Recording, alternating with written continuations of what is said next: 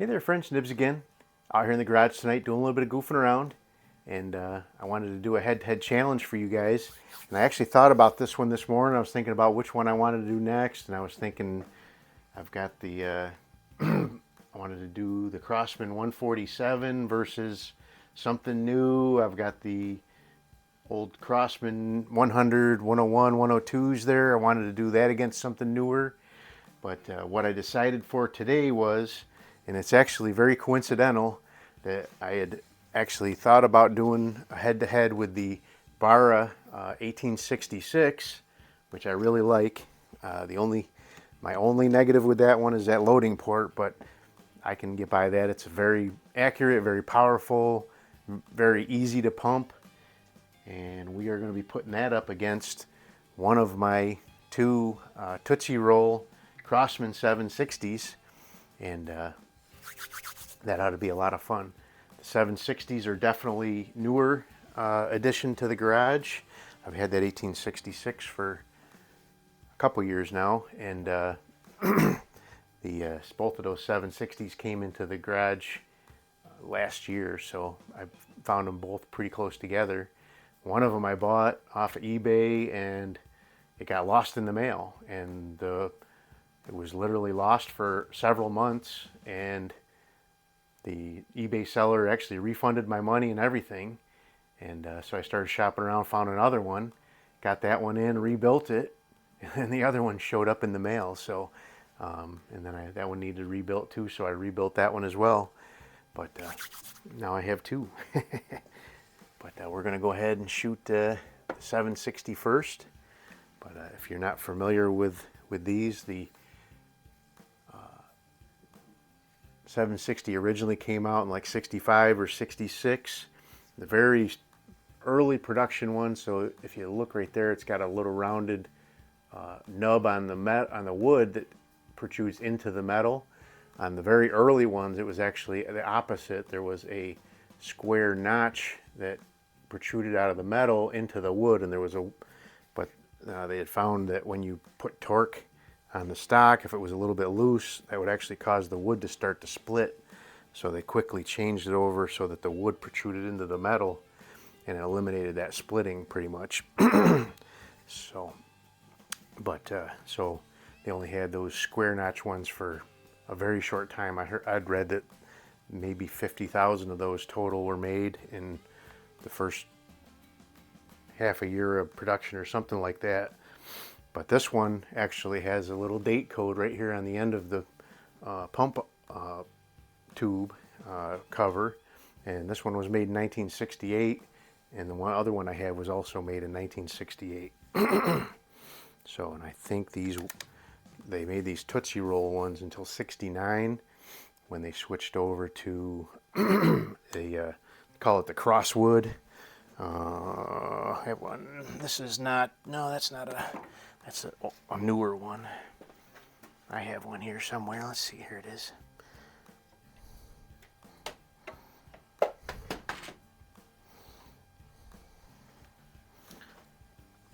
So you can another way you can kind of tell the older ones right off the bat is they have these brass bolt knobs. And now this is a brass bolt knob one, and it has a plastic forestock and a plastic buttstock, but it's very dense plastic, very hard, solid. It's not hollow like a lot of newer plastic rifle stocks. So that they call that Crosswood. But we're going to go ahead and shoot across the garage here. I have these, hopefully both of these guns are up to shooting at these little tiny bullseyes. And we're going to go ahead and see what we can do. I'm going to do 5 shots with each, add them up, and may the best. Definitely like loading this one a lot better, for sure. But they both have buckhorn sights, which are not my favorite because I just have a hard time shooting with them. But let's go ahead and see what we can do. All right. If I can just keep all 5 pellets in the black, I'll be happy with my performance on this with these guys. But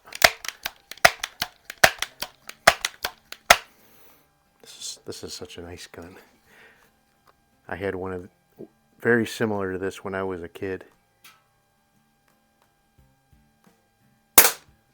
And it wasn't brand new when I got it. I actually got it from my grandfather because he used to keep ducks and chickens at his house in the city, and then the city finally shut him down.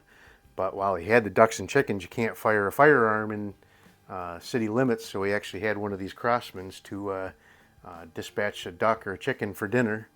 And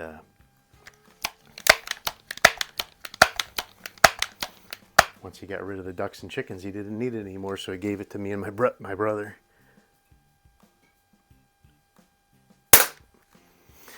I wish I knew what ever became of that old gun. It was at the house when I left to go in the Navy, and I've never seen it since. But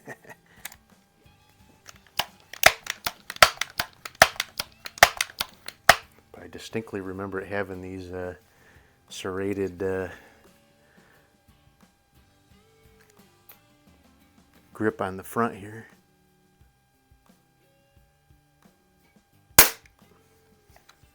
Not doing too bad. So this one, I don't know if it's because it's more powerful or what, but this particular version of this, for some reason that there's supposed to be a little spring load there that keeps that bolt shut.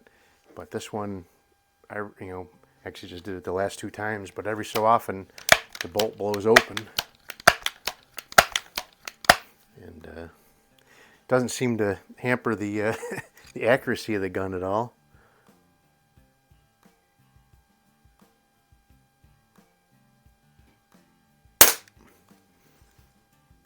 All right, I think I did pretty good there. Let's go ahead and put that guy back up in his Wall of Fame here. Now we'll move on to the Barra 1866. It's a pretty cool gun. Will it still be kicking around in 56 years? Hard to say. Probably not. But you never know.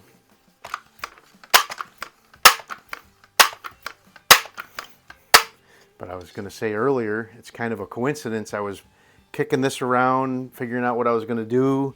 I figured out that I wanted to do the 1866 and the Crossman 760, and I have to go over to the farm supply store to get a bag of dog food for the dogs, and I've been looking for one of these for quite a while now, but just happened to run across one. Very coincidental. But that's the Barra 1866 Junior, which is a single stroke pneumatic version of this one. Much shorter length of pull.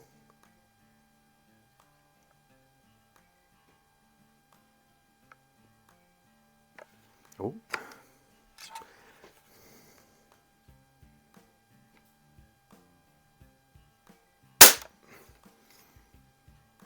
That's interesting. I wonder why the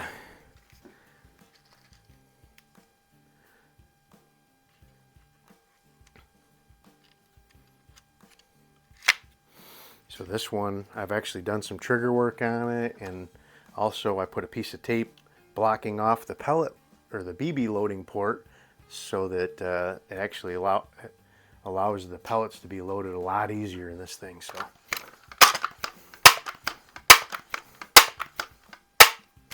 I don't know why that safety was turned on.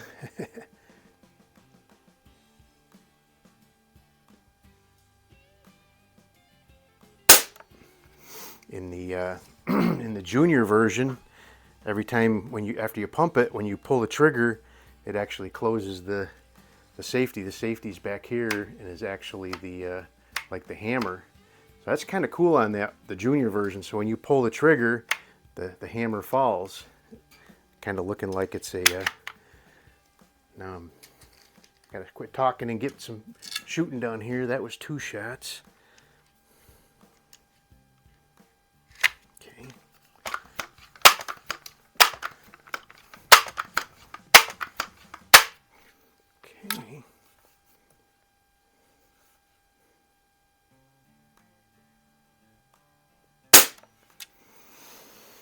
So far so good. I don't see any out in the white area. It's 3.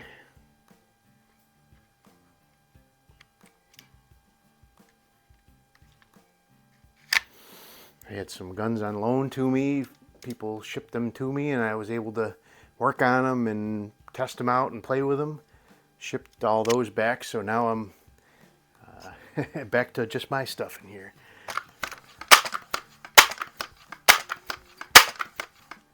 If anybody's got any old guns you need tinkered with, contact me.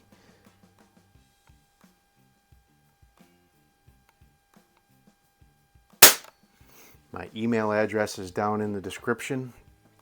Some things I won't work on, but some things are just outside of my level of expertise, and I'll refer you to. I've got a few, mostly Henry Ford, but I do have a few other choices as well as recommendations of people that could fix things for you if I think it's outside of my realm. But I do like doing that sort of thing, and it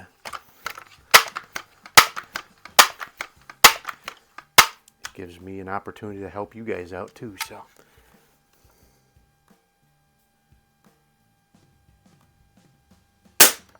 ooh, that one almost got away. I think that's going to be just inside of scoring though.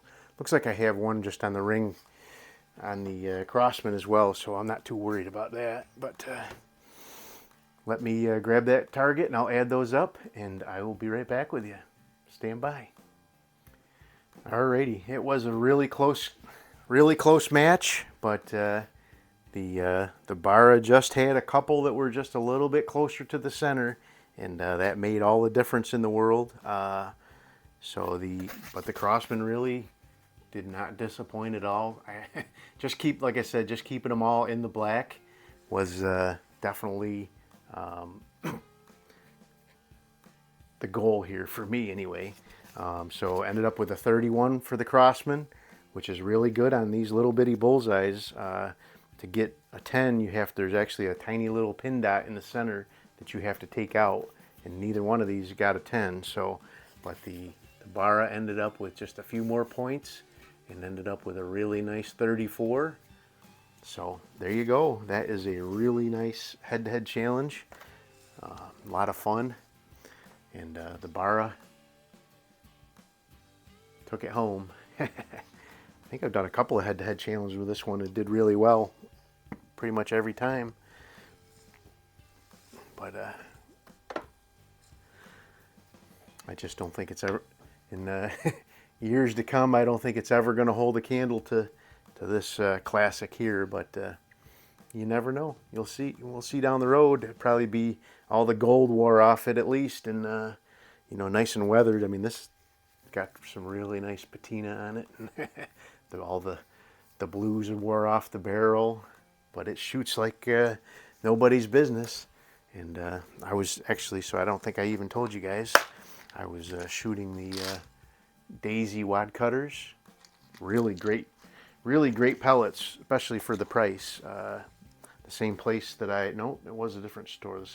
The other farm store that I go to often carries those daisies all the time, and they're like $5.99 for that little plastic bucket of 500. So really good deal. But anyway, there you go. That's a nice head-to-head challenge. It's in the almost single digits outside right now, so I'm glad for my nice heated garage that I can get out here and play around. But till next time, have a great day.